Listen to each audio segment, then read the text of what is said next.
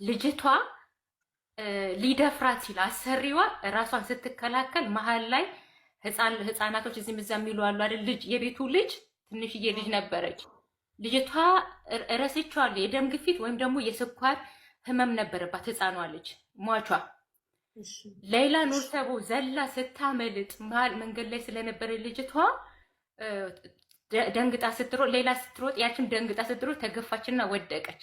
በዛ ሆስፒታል አፋፍሰው ወሰዷል። ልጅቷን በነበረባት የህመም ኬዝ ምክንያት ነው የሞተችው። ልጅቷ በፍጹም ቢላም ነክቷት አይደለም፣ ልጅቷም ሰንዝራባት አይደለም። ሰውየው ግን ልጅቷ የመድፈር ሙከራ እንዳደረሰባት እንዳይታወቅ ልጅን ገደለች በሚለው ነው የሸፈነው። አሁን እኔ ማስረጃ እንዲሆናችሁ ምን ማስረጃ አለሽ ብትሉኝ የ2 ዓመት ተኩል ማስረጃ ዋትሳፕም ኦልሬዲ ዲሌትድ ሆኗል። ስልክ ቀይሬ ያለው ማስረጃ የሚሆናችሁ ሌላ በህይወት ከወጣች ከእስር ቤት ጤነኛ አድርገው አይለቋትም። ምክንያቱም ኢትዮጵያ ሄዳ ራሱ ይህን መመስከር ስለምትችል ያው 13 ዓመት ሆኗታል እስር ቤት አሁን ከዛሬ 3 ዓመት በፊት ነው 2 ዓመት ከምናምን ሆኖታል። ይህንን ጉዳይ ያው የሞት ፍርድ ተፈርዶባት ለ9 ዓመት ከታሰረች በኋላ ጉዳይ ወደ ቲክቶክ መጣና አባሚራ ነበር በጊዜው ሄደን ሀሳብ ሰምቶ እዛው ሳውዲ ስለነበረ ይዞት የመጣው። ከዛን ተሰባሰብንና ለመርዳት ቲም ሌላ የሚል ግሩፕ አቋቁመን ሁላችንም ብር አሰባሰብንላት ማለት ነው። ጠቅላላ ማን ቤት ይሄ በአንድ ቀን አይደለም 2 ወር ነው ቁጭ ብለን የሰበሰብነው። በአንድ ሰው ቤት በተለያየ ቤት ነው ወይስ በአንድ ሰው ቤት? በቃ ቲም ሌላ ግሩፕ ውስጥ ሁላችንም አለን።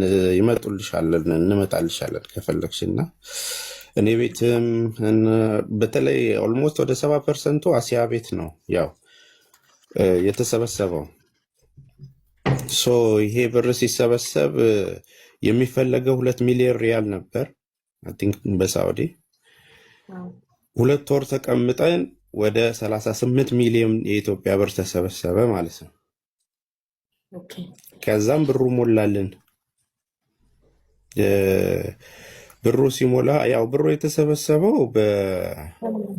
በ3 ሰው አካውንት ነው፣ በእናትየው በአባትየውና በወንድምየው። አቡ አሚራ እሱ ቤት ነው የሌላ እርዳታ ስብሰባ የተሰበሰበው። ከእስር ቤት ድምፅ ሁኑን ብለው ልከው ነው መልእክት። ከእስር ቤት ድምፅ ሁኑን ሌላ ካለችበት እስር ቤት ምን ሌላ አበሻ ተገኝቶ ነው እዛ የታሰረ? ድምፅ ሁኑ ነው ያሉት ወይስ? ሌላ አበሻ ሌላ ወይ እንድትገደል ድምፅ ሁኑ። ምክንያቱም ሞት አፋፍ ላይ ያለችው ስቃይ ላይ ናት። ወይ በቃ ልገላገል እያለች ነው። አሁን አዲስ መረጃ ነው የነገርሽኝ ያለሽው። ኦልሬዲ ስለ ጠቅላላው ነገር ልንገርሽ።